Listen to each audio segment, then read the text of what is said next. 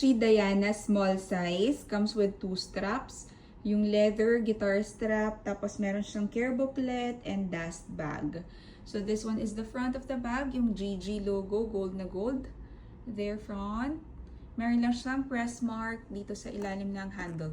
Yan, sakto kasi kung saan pumapatong yung ridge nung bamboo handle. Ayan, there. Okay. Tapos yung side, buo yung rubber lining. Then the likod, ayan, likod. Ayan. And then the other side, buo yung rubber lining nito all over. Bottom of the bag, ang ganda nito. Ang mahal ng Diana, umaabot pa ng 5,000 USD. All corners maganda. Corner 1, corner 2 maganda. Corner 3, and corner 4 maganda. There. Tapos yung lips niya, wala ring crack sa lips. Maganda yung lips.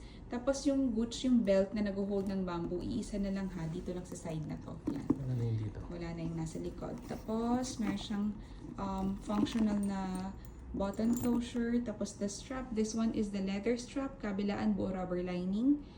Yan. Gold na gold pa yung kanyang handle, yung kanyang hardware, and then adjustable. And this is the guitar strap, adjustable din, and then gold na gold pa yung hooks. Ayan. And then loob ng bag. Ayan, loob ng bag. Ganda.